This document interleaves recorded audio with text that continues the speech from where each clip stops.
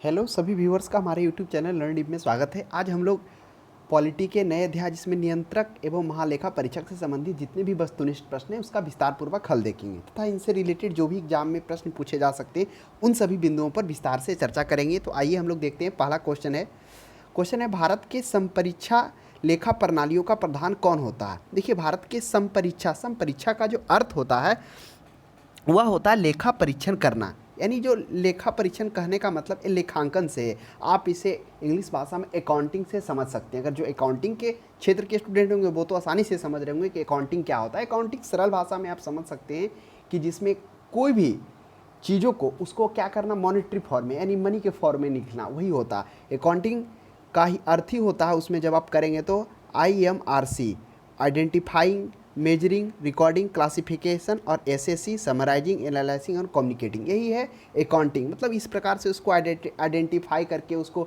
Money के form में लिखना, उसको मेजर करना, उसको रिकॉर्ड करना, उसको क्लासीफाई करना, वही होता है अकाउंटिंग। तो आप एक सरल भाषा में समझ सकते हैं जिसमें आय व्यय के लेखाओं का हिसाब किताब किया जाता है, वही होता है। तो उस प्रकार के संपरीक्षक यानी लेखा परीक्षण करना तथा लेखा प्रणालियों का प्रधान वह कौन होता है? वह होता है भारत के नियंत्रक एवं महालेखा परीक्षक। आपको यह मालूम होना चाहिए कि वह भारत सरकार के कोई भी विभाग हो जिसमें जमा पूंजी से संबंधित वो हो, चाहे कोई भी सरकारी कंपनी के खर्चों के जांच से संबंधित हो या आकस्मिक निधि कोई भी हो, वह उससे संबंधित उसे लेखा प्रणालियों का जो क्या होता है संपरीक्षक यानी जो लेखा परीक्षण होता है वह नियंत्रक महालेखा परीक्षक के द्वारा किया जाता है। यह केंद्र सरकार की सबसे सर्वोच्च संस्थाओं में से एक है यह सिविल जो है सिविल न्यायालय की शक्तियों को भी धारण करता है। मतलब यह जो इसके पास इतना अधिकार है, इसके अंतर्गत हुए सभी विभाग के लेखा प्रपत्र की जांच कर सकता है तथा किसी भी विभाग के दस्तावेज को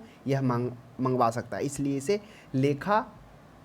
सर्वोच्च लेखांकन प्रणाली भारत सरकार का माना जाता है। और इसकी वर्णन कौन सा है? अनुच्छेद 138 के तहत में क्या कहा गया है कि नियंत्रक एवं महालेखा परीक्षक का जो पद है वह स्वतंत्र पद की व्यवस्था की गई है और इसकी नियुक्ति राष्ट्रपति के द्वारा किया जाता है, जिसके आगे भी चर्चा होगी। नेक्स्ट 2 क्वेश्चन में हम लोग देखते हैं। दूसरा है कि केंद्र सरकार के व्यय को नियंत्रण की शक्ति किसमें निहित है? संसद में है, राष्ट्रपति में है, नियंत्रक एवं महालेखा परीक्षक में, केंद्रीय वित्त मंत्री में। तो केंद्र सरकार के व्यय को नियंत्रण करने की शक्ति वह है नियंत्रक एवं महालेखा परीक्षक को। चूँकि हम लोगों ने अभी देखा कि जो कैग है, कैग को सरकार के आय और व्यय की देख रेख करने वाली सबसे बड़ी संवैधानिक संस्था का दर्जा दिया गया। इसी कारण उसे क्या कहा गया है? इसे जनता के धन का रक्षक के रूप में भी नियंत्रक महालेखा परीक्षक को जाना जाता है। तो इस चीज़ को ध्यान देंगे। मतलब इसमें जो अनुच्छेद 148 में कहा गया है कि भारत के एक नियंत्रक एवं महालेखा परीक्षक की स्वतंत्र पद की व्यवस्था होगी, उसमें नियंत्रण का अर्थ ही नहीं कहा गया है कि सरकार के समस्त खर्चों पर निगरानी करना तथा ऐसा अथॉरिटी रखना जो सरकार के वित्त पर नियंत्रण रख सके। तो ये इसका सही जवाब हो जाएगा, ऑप्शन नंबर सी हो जाएगा। नेक्स्ट क्वेश्चन 3 में देखिए। 3 में कह रहा है कि निम्नलिखित में से वह कौन सा अधिकारी है जो भारत सरकार के वित्तीय लेन देन में लेखांकन के लिए जिम्मेवार है? अब बताइए, लेखांकन के लिए, लेखांकन का अर्थ क्या हुआ? अकाउंटिंग। अकाउंटिंग का मतलब हो गया कि वे सभी जिसको हम आय और व्यय, आप अर्थात आय व्यय के हिसाब किताब कह सकते हैं, जिसे वह कर सकता है। तो वह कौन कर सकता है? नियंत्रक एवं महालेखा परीक्षक। यही है भारत का जो वित्तीय होता है लेन देन भारत सरकार का, केंद्र सरकार का, वे सभी वह कौन कर सकता है? उसका लेखांकन। हालांकि आपको लेखांकन जो शब्द लिखा हुआ है बाद में आपको यह मालूम होना चाहिए कि जो 1976 में क्या हुआ था, नियंत्रक एवं महालेखा परीक्षक के कर्तव्यों और अधिकारों की सीमा के अंतर्गत केंद्र तथा राज्य दोनों के लेखा परीक्षण तथा सभी तरह के जो वित्तीय लेन देन की समस्त जो लेखी सम्मिलित थी उसको क्या कर दिया गया? 1976 के अधिनियम के तहत कैग के लेखांकन संबंधी दायित्व से उसको मुक्त कर दिया गया। उसका जो कार्य केवल है लेखा परीक्षण तक सुनिश्चित किया गया, यानी उसको जांच करना, लेखा परीक्षण करना, यानी हिसाब किताब जो भी है उसकी जांच पड़ताल करना। लेकिन अगर कोई प्रश्न दिया हुआ है तो लेखांकन का जिम्मेवारी के लिए किसको है भारत सरकार के वित्तीय लेन देन के? वह है नियंत्रक एवं महालेखा परीक्षक को। लेकिन यह भी आपको नॉलेज रखना होगा कि 1976 के तहत संसद एक अधिनियम पारित कर क्या कर दिया गया? कैग का लेखांकन संबंधी सभी दायित्वों से मुक्त करते हुए उसके कार्य को केवल लेखा परीक्षण तक सुनिश्चित किया है। नेक्स्ट क्वेश्चन देखिए 4 में, भारत के नियंत्रक एवं महालेखा परीक्षक कैग किसके लिए मुख्य लेखाकार तथा लेखा परीक्षक के रूप में कार्य करता है।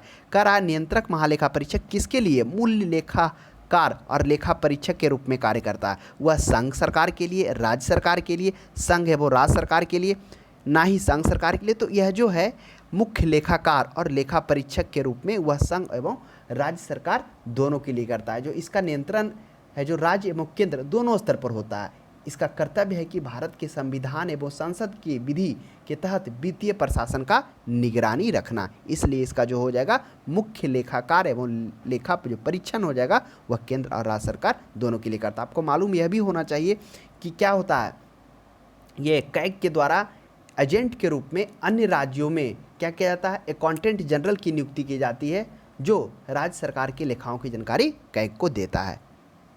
नेक्स्ट क्वेश्चन देखिए 5 में कह रहा है लेखा परीक्षण का मुख्य उद्देश्य किसके व्यय पर नियंत्रण करना होता है। अब प्रश्न को ध्यान से पढ़िए, कह रहा है किसके व्यय पर, कार्यपालिका, व्यवस्थापिका, न्यायपालिका, उपर्युक्त में से सभी।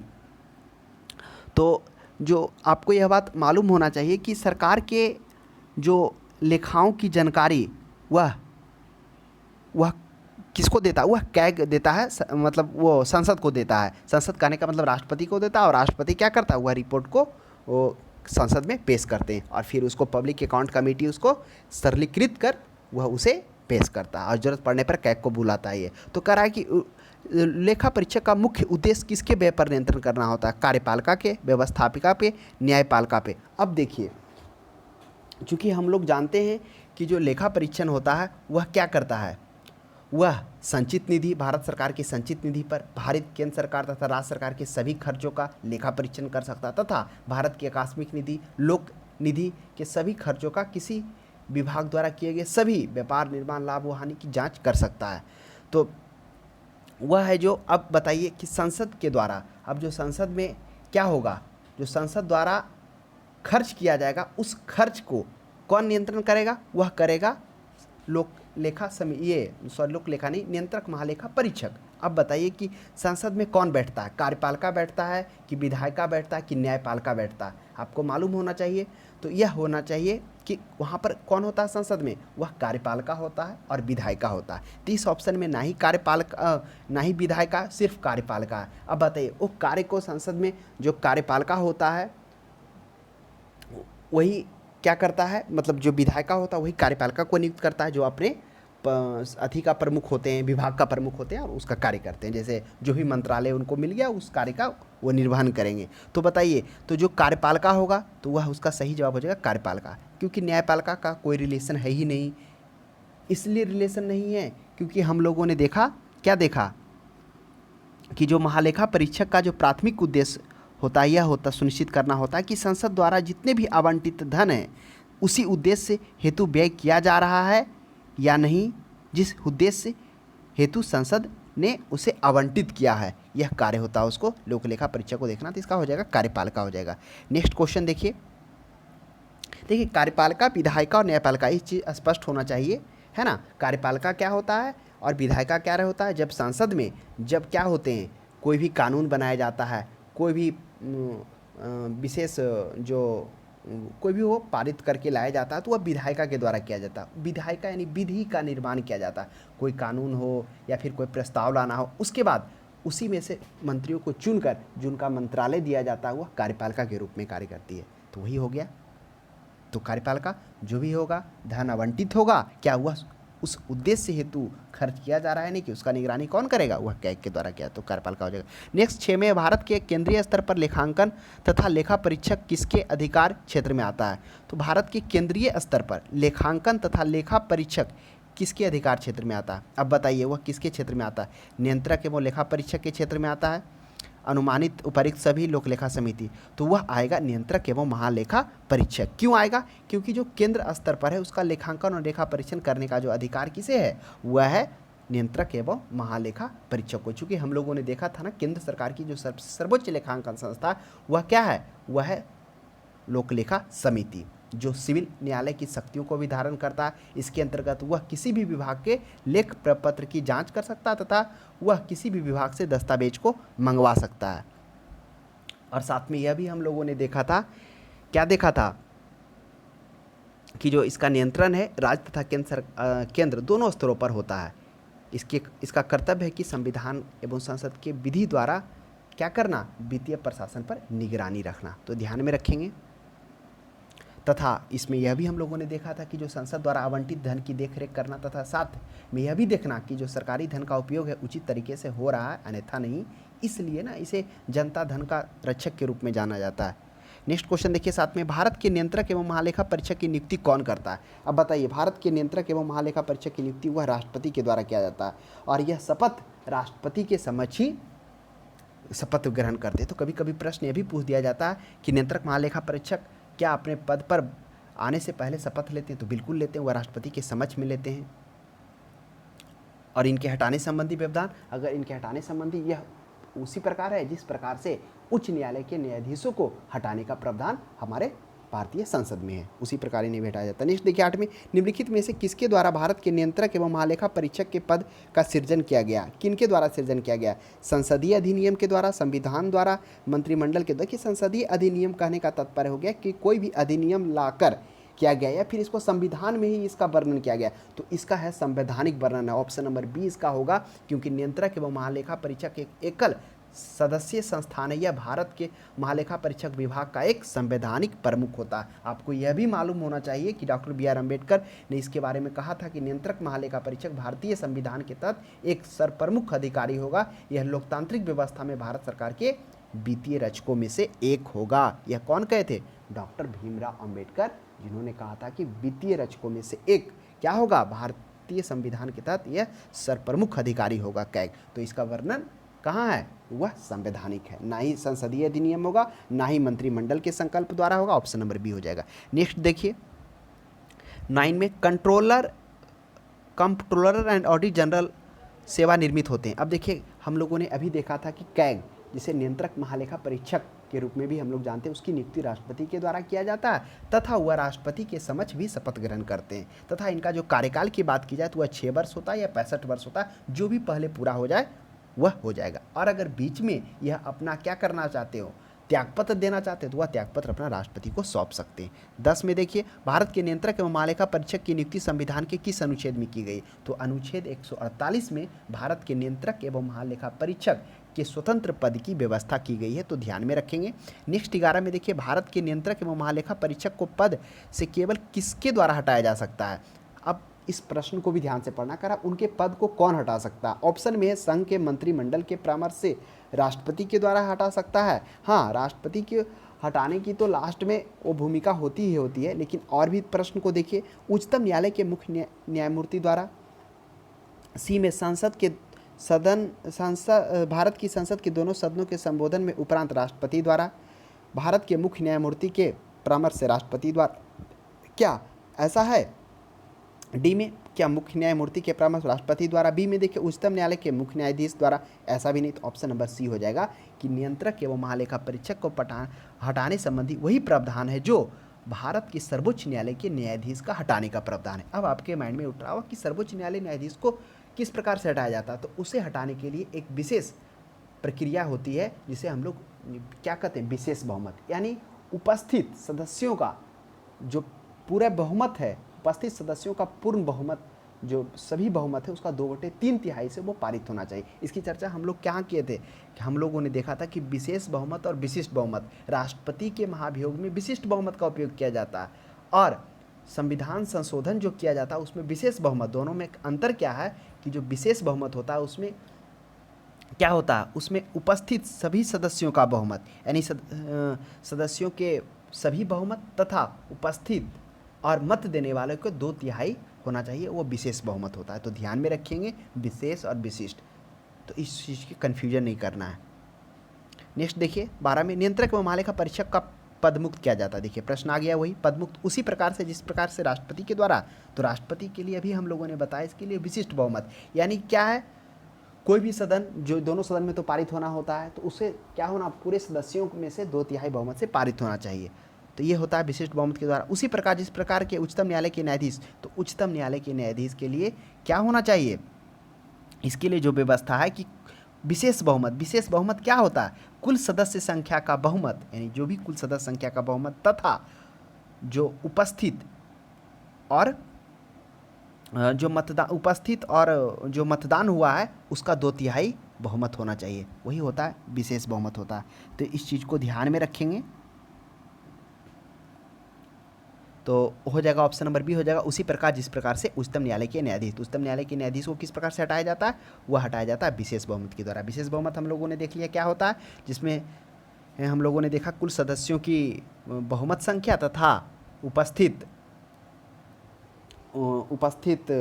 लोग और मत देने वाले को 2/3 बहुमत से पास होना चाहिए। नेक्स्ट देखिए 13 में किन अधिकारों पर दोष सिद्ध करने के बाद संसद के दोनों सदनों में 2/3 बहुमत से प्रस्ताव पारित कर भारत के नियंत्रक महालेखा परीक्षक के पद से हटाया जा सकता है? अब बताइए किन परिस्थिति में उनको हटाया जा सकता है? तो जब वह कदाचार साबित हो जाए, चाहे वह अक्षमता हो जाए, तब उन परिस्थिति के बाद उन पर क्या किया जा सकता है? विशेष बहुमत के आधार पर जिस प्रकार से सर्वोच्चतम न्यायालय के जो न्यायाधीश थे उन्हें हटाया जाता था, उसी प्रावधान से हटाया जा सकता है जब ये दोनों उन पर क्या हो जाए, लग जाए और वो जो कमी समिति बनाया जाए वह उसे साबित कर दे। तब आपको मालूम होगा ना कि यह जो प्रावधान है ये विशेष बहुमत जो विशिष्ट बहुमत के द्वारा राष्ट्रपति को हटाया जाता है। तो राष्ट्रपति के हटाने संबंधी अब तक कोई भी राष्ट्रपति महाभियोग के द्वारा नहीं हटे, लेकिन एक बार क्या हुआ था 1992 में जो क्या थे वी रामास्वामी के अपोजिट में आया था, ये महाभियोग आया था जिसमें समिति भी उसको साबित कर दिया था। लेकिन बाद में जो सरकार होती है, बहुमत की सरकार होती है, अपना प्रस्ताव वापस ले लेती है। लेकिन तो इसके कारण आज तक हमारे इतिहास में, भारतीय इतिहास में कोई भी न्यायाधीश को क्या किया गया, महाभियोग के द्वारा नहीं हटाया गया। 14 में देखिए निम्न में से किस सेवानिवृत्ति पदाधिकारी को सरकार के अधीन किसी पद पर नियुक्त करने पर वर्जना है? वर्जना का अर्थ ही होता है व्यवहार या कार्य पर लगे प्रतिबंध को वर्जना कहते हैं। उनके कार्य को या उनके व्यवहार पर जो प्रतिबंध लगता है उसी को वर्जना कहते हैं। तो देखिए क्या करा है, सर्वोच्च न्यायालय के मुख्य न्यायाधीश, भारत के महान्यायाधीश, solicitor general of India, controller and auditor general of India, जिसे कैग के रूप में जानते हैं। तो वह जो होता है कैग को यह क्या है कि वह अवकाश प्राप्ति के पश्चात कैग कोई भी सरकारी पद धारण नहीं कर सकता है। तो यह कैग के लिए प्रावधान है। लेकिन आपको एक प्रश्न बाद में देखने को मिलेगा कि कौन थे, एक थे के चंद्रा थे जो क्या किए थे, ये 1954 से 60 के बीच में दूसरे नियंत्रक एवं महालेखा परीक्षक रहते। बाद में उनके वित्त आयोग का अध्यक्ष भी बनाया जाता है। तो हालांकि वो अपवाद है, अलग बात है, तो उस चीज़ को ध्यान में रखिएगा, हो सकता है कभी प्रश्न देखे। आ गया प्रश्न, क्या किस सेवानिवृत्त नियंत्रक महालेखा परीक्षक को वित्त आयोग का अध्यक्ष बनाया गया? तो यही थे ए के चंद्रा थे, जो कब रहे थे 1954 से 1960 के बीच में यह कैग के रूप में कार्य किए थे। लगभग कई साल, 6 साल कार्य किए थे। उसके बाद उनको बाद में क्या किया, वित्त आयोग का अध्यक्ष बनाया गया था। तो ध्यान में रखिएगा। प्रश्न 16 में देखिए भारत का नियंत्रक एवं महालेखा परीक्षक अपना प्रतिवेदन देता। प्रतिवेदन यानी रिपोर्ट। अभी हम लोगों ने देखा भारत के नियंत्रक महालेखा परीक्षक जो अपना रिपोर्ट है वो राष्ट्रपति को सौंपते हैं। राष्ट्रपति वो क्या करते हैं, संसद में उसको सौंपते हैं और फिर संसद में लोक लेखा समिति उसको क्या करती है, सरलीकृत रूप में कर वह संसद के पटल पर उसको रखती है। और बीच में अगर जरूरत पड़ता है तो वह उसे लोक लेखा समिति को बुलाती भी है समझने के लिए। इसलिए कैग को क्या कहा गया, लोक लेखा समिति का कहने का मतलब वाहन के रूप में भी जाना जाता है। नेक्स्ट क्वेश्चन देखिए 17 में देखेंगे भारत के नियंत्रक एवं महालेखा परीक्षक द्वारा प्रस्तुत प्रतिवेदन के आधार पर कौन समिति कार्य करता है? तो अभी हम लोगों ने देखा कि भारत के नियंत्रक महालेखा परीक्षक जब अपना रिपोर्ट को राष्ट्रपति को सौंपते हैं और राष्ट्रपति के द्वारा यह क्या कहता है, मतलब कहने का मतलब जो वो संसद में रखती है, तो संसद द्वारा कैग के प्रतिवेदन लोक लेखा समिति को सौंपा जाता है। और लोक लेखा समिति क्या करती है, इस समिति के द्वारा कैग की रिपोर्ट को सरलीकृत कर उसे वहाँ पर फिर रखा जाता। और अगर ज़रूरत पड़ने पर कैग की अगर ज़रूरत पड़ेगा तो कैग को वो बुलाकर वो उसे समझ सकती है, क्योंकि जो कैग होता है उसका टेक्निकल भाषा थोड़ा लिखा हुआ होता है, इसलिए कभी कभी लोक लेखा समिति को समझने में दिक्कत होती है। तो वह क्या कर सकती है, कैग को बुला सकती है। तो कौन कार्य करता है, लोक लेखा समिति, public account committee. Next question देखिए 18 में भारत के नियंत्रक एवं महालेखा परीक्षक निम्नलिखित में से किस समिति के मित्र दार्शनिक निर्देशक के रूप में कार्य करता है? देखिए अगर आप हाँ एक चीज लोक लेखा समिति, तो देखिए अब यही हो गया प्रश्न कि भारत के नियंत्रक एवं महालेखा परीक्षक की किस समिति के मित्र भी हो गया, दार्शनिक और निर्देशक के रूप में लोक लेखा समिति कार्य करता है। क्यों कार्य करता है, क्योंकि हम लोगों ने देखा कि जो कैग है अपना रिपोर्ट राष्ट्रपति को सौंपता है, राष्ट्रपति संसद के पटल पर रखते हैं, फिर उसको क्या कहाँ सौंपा जाए, वह वह किसको सौंपा जाता है? पब्लिक अकाउंट कमेटी को। फिर पब्लिक अकाउंट कमेटी क्या करती है? उसे सरलीकृत रूप में करती है और ज़रूरत पड़ने पर वह क्या करती है? वह लोकलेखा समिति की सहायता भी लेती है और लोकलेखा समिति के द्वारा प्रतिवेदन को समझने के लिए कभी कभी कैग को बुलाया जाता है। तो अब देखिए लोकलेखा समिति क्या होता है। लोकलेखा समिति आपको ये मालूम होना चाहिए कि लोकलेखा समिति जो होते हैं यह सबसे पुरानी संस्था है। इसकी चर्चा हम लोगों ने पिछले भी क्लासों में किया था, किस प्रकार से 15 लोकसभा से और 7 राज्यसभा से टोटल 22 होते हैं। इस अकाउंट कमेटी का गठन किया गया है। नेक्स्ट क्वेश्चन देखिए 9 में, भारत के नियंत्रक एवं महालेखा परीक्षक के संबंध में निम्नलिखित में से कथनों पर कौन सा सही है? अब कौन सा सही है? पहला करा कैग लोकलेखा समिति की बैठकों में भाग लेता है, तो बिल्कुल सही बात है। कैग को लोकलेखा समिति की बैठकों में भाग लेने का अधिकार है, जरूरत पड़े तो उसे बुलाया जा सकता है, इसलिए ना उसे मित्र मार्गदर्शक के रूप में भी कैग को जाना जाता है। उसके बाद है कैग लोकसभा तथा राज्यसभा की बैठकों में भाग ले सकता है? ऐसा नहीं है। कैग हम लोगों ने देखा था, कैग क्या है? यह केंद्र सरकार का एक सर्वोच्च लेखांकन संस्था है, ना कि यह अन्य है। तो राज्यसभा लोकसभा के बैठक में भाग लेने का अधिकार नहीं है, लेखांकन संबंधी है और इन्हें एक सिविल न्यायालय के तरह शक्तियों का धारण करती है। अर्थात ये जो भी है किसी भी विभाग के केंद्र सरकार के लेखा प्रपत्र की जांच कर सकता है। मेन रूप से इसका ये कार्य है लेखांकन संबंधी। तो बी भी गलत हो जाएगा। सी में देखिए कैग की अधिकारिता संघ सरकार की शक्तियाँ के साथ सह विस्तृत है। अब बताइए कैग की जो अधिकारिता संघ सरकार की, अब संघ सरकार का क्या कार्य है? बहुत सारा कार्य है। हम लोगों ने देखा संसद जो कार्यपालिका के रूप में, विधायिका के रूप में भी कार्य करती है। तो क्या वह सभी कार्य है कैग का? बिल्कुल नहीं। कैग का जो कार्य है वह क्या है? वह सर्वोच्च लेखांकन संस्था से संबंधित है, यानी संसद द्वारा आवंटित धन की देखरेख करना तथा यह देखना कि जो सरकारी धन है उसका उचित तरीके से उपयोग हो रहा है या नहीं हो रहा। साथ ही सरकार के वित्तीय मितव्ययता के उपाय को सुझाना भी है उसका महत्वपूर्ण कार्य। तो केवल ऑप्शन नंबर 1 सही होगा। नेक्स्ट देखिए 20 में, करा नियंत्रक एवं महालेखा परीक्षक द्वारा की गई टिप्पणियों पर कार्यवाही करने का अंतिम जिम्मेवारी निम्नलिखित में से किसकी है? अब ऐसा यह प्रश्न क्यों पूछा है? देखिए कह रहा है कि नियंत्रक और महालेखा परीक्षक द्वारा की गई टिप्पणी, अगर कोई टिप्पणी कहा गया, टिप्पणी कहने का मतलब क्या होता है? अगर कोई कदाचार या अक्षमता संबंधी बात उठ रही हो, तब जो अंतिम निर्णय होगा वह किसका होगा? संसद होगा, क्योंकि उस संबंधी जो टिप्पणी कहा गया, जो कुछ कहा गया है, वह संसद ही उसे क्या करेगी? पारित करेगी। तब उन्हें क्या हो सकता है? वो अपने पद पर बने रह सकते हैं, अन्यथा हट सकते हैं। तो इस तरह से इस प्रश्न का जो सही जवाब होगा वह संसद होगा।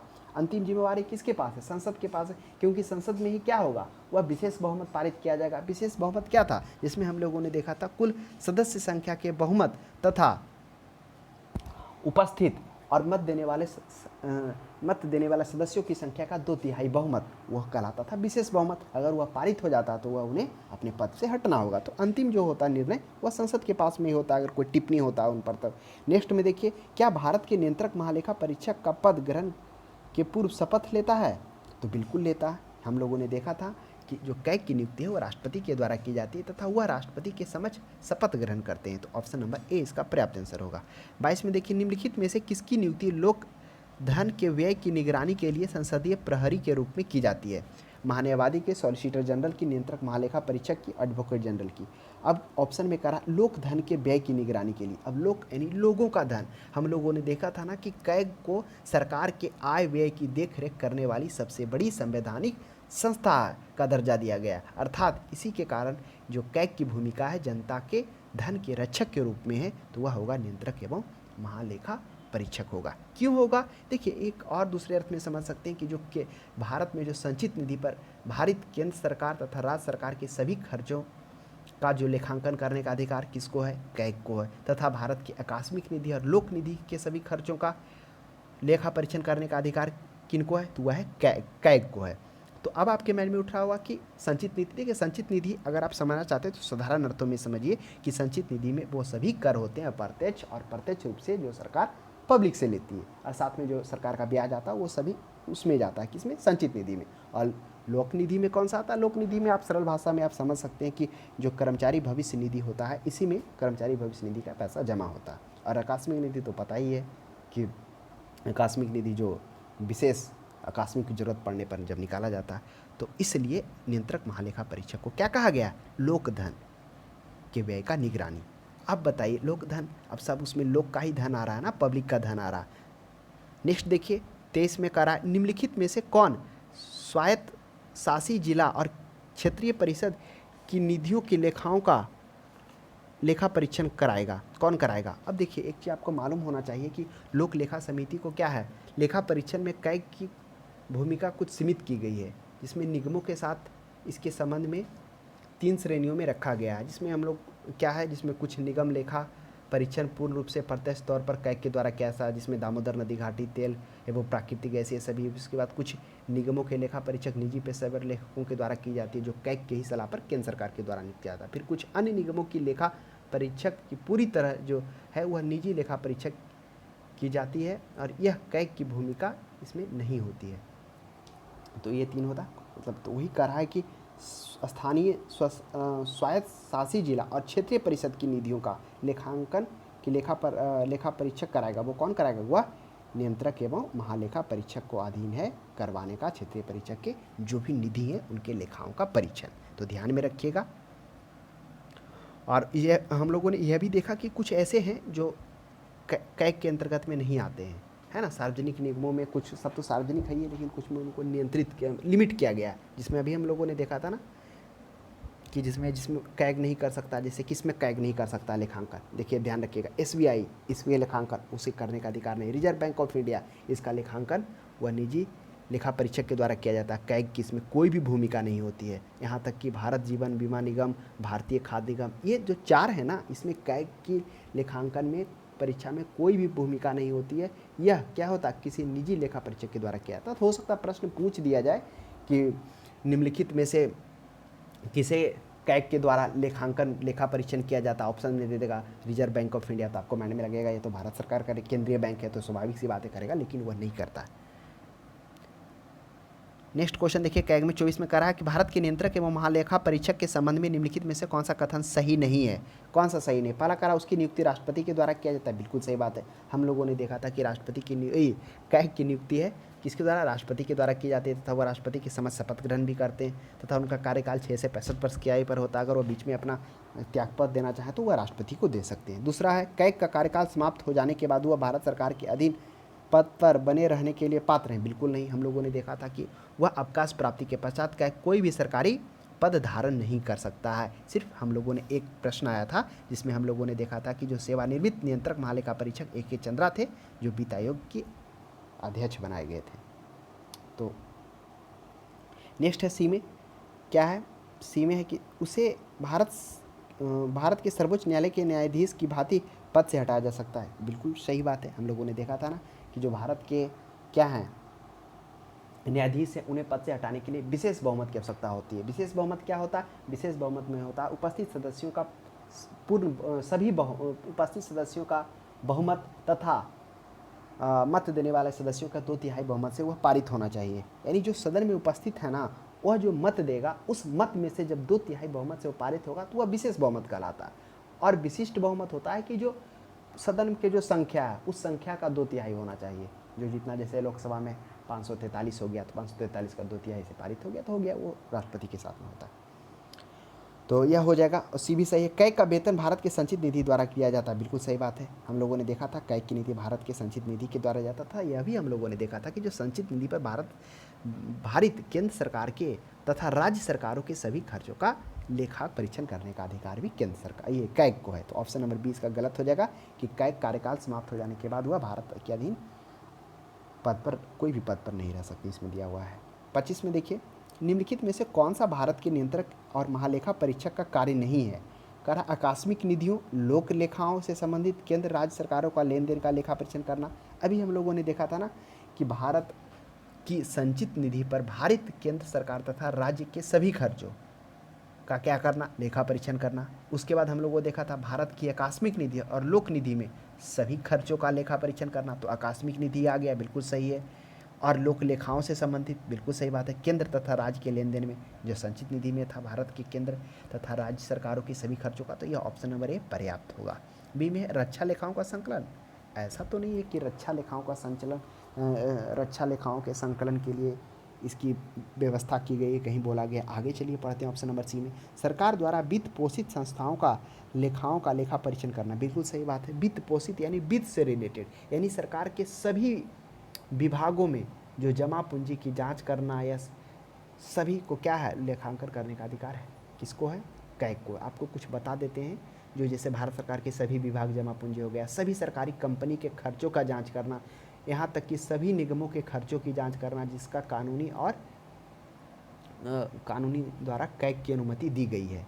जिसमें हम लोगों को देखा था ना, उसमें जिसमें कुछ कुछ को नहीं दी गई है, जिसमें क्या था, एसबीआई था, खाद्य निगम था, उसके बाद ये आरबीआई था, भारतीय जीवन, इसमें उसको नहीं दिए गए थे। इसलिए इसमें ये चीज़ ध्यान में रखना होगा कि सभी निगमों के खर्चों की जांच करना जिसकी कानूनी द्वारा कैग को अनुमति दी गई है।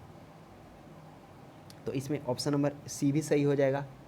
डी में है राज्य के लेखाओं का संकलन करना। बिल्कुल सही बात है कि राज्य के लेखाओं का भी संकलन करने का अधिकार कैग को है। इसके लिए कैग क्या करती है, अन्य राज्यों में कैग के एजेंट के रूप में अन्य अकाउंटेंट जनरल नियुक्त किए जाते हैं जो राज्य सरकार के लेखाओं की जानकारी कैग को देते हैं। तो ए सही है, सी सही है, डी सही है, लेकिन बी सही नहीं है, तो यह बी गलत हो जाएगा। तो इस तरह से आज हम लोगों ने कैग से रिलेटेड जानकारी देखा कि कैग का मुख्य कार्य है। तो इतना आप ध्यान में रखिए, कैग का वर्णन 148 अनुच्छेद में है तथा यह जो संसद द्वारा आवंटित धन, जितना भी जो धन आवंटित मुख्यतः जितना भी होता है, जैसे कोई बजट हो गया तो बजट भी पास होता है संसद में ही होता है। जो भी धन का लोकेशन एलोकेट किया जाता है, बांटा जाता है, चाहे वो कोई भी विभाग हो, रेलवे में हो, सड़क में हो, स्वास्थ्य में हो, तो समझ लीजिए उन सभी धनों की देखरेख करना तथा यह देखना कि सरकारी धन का उपयोग उचित तरीके से हो रहा है या नहीं हो रहा है, यह उसका कार्य है। और साथ में यह भी है कि वह अगर उसको लगे कि जहाँ पे खर्च कम में भी वह अच्छा काम हो सकता है तो वह मितव्यय के उपाय को सुझाव भी दे सकता है। तो यह है कैग का कार्य। तो कैग से रिलेटेड जो भी महत्वपूर्ण प्रश्न था उसका हम लोगों ने विस्तार पूर्वक हल देख लिया। तो आज के लिए इतना ही। अगर इससे रिलेटेड कुछ प्रश्न और क्यूरी है तो कमेंट बॉक्स में अपना कमेंट दे सकते हैं। तो आज के लिए इतना ही। अब हम लोग अगली क्लास में मिलते हैं।